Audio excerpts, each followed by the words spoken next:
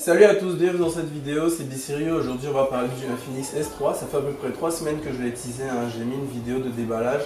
Et aujourd'hui je vais parler du test, je vais vous donner mon ressenti après à peu près 3 semaines d'utilisation, histoire que vous sachiez à quoi vous attendre avec ce téléphone.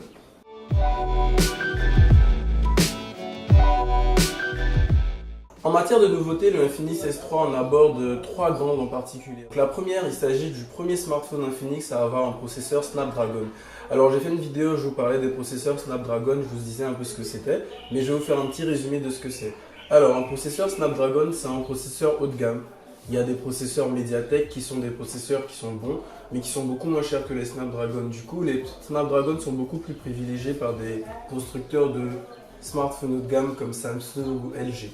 Une deuxième nouveauté, c'est que c'est le premier smartphone de chez Infinix à avoir un écran au ratio 18/9. Alors un écran au ratio 18/9, c'est un écran qui sera beaucoup plus large que haut, ce qui fait qu'on est beaucoup plus immergé dans ce qu'on est en train de regarder. Par exemple, si vous regardez une vidéo, ça sera beaucoup plus agréable sur un écran au format 18/9 que sur un écran au format 16/9.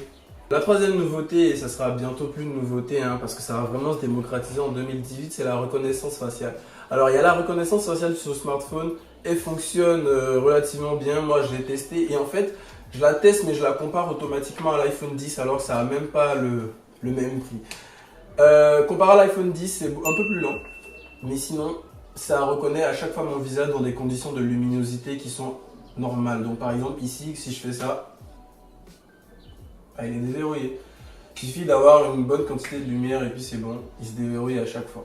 Dans tous les cas, on a toujours le capteur d'empreinte digitale à l'arrière qui fonctionne très bien.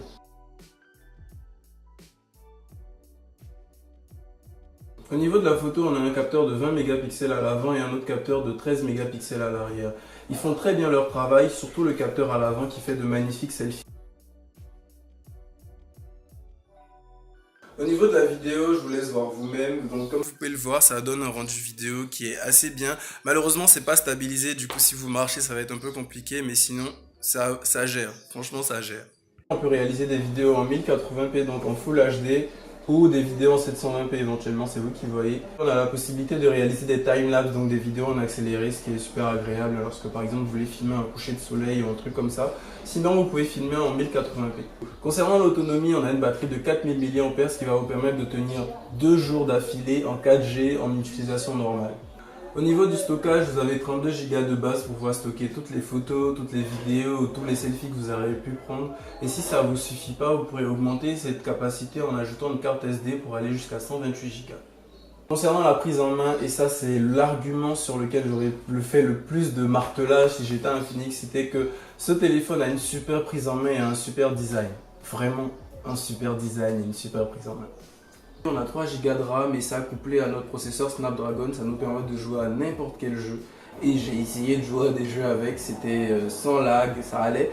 Au niveau de l'utilisation normale du téléphone, on n'a pas de bug, donc ça ne se coupe pas et on rentre dans Snapchat vraiment très rapidement. C'en est tout pour cette vidéo, j'espère que ça vous a plu, que ça vous a appris quelque chose. Si vous avez déjà acheté le téléphone, n'hésitez pas à me dire ce que vous en pensez dans les commentaires. Au moment où je tourne cette vidéo, j'ai pas le prix, du coup je ne l'ai pas mis dans la vidéo, mais je l'écrirai dans la description juste en haut si vous voulez savoir combien ça coûte. À très bientôt, je recommence à faire beaucoup plus de vidéos. N'hésitez pas à me dire ce que vous en pensez dans les commentaires. J'ai super mal au dos parce que je suis resté comme ça au lieu de rester, je sais pas, comme ça. Allez, bye!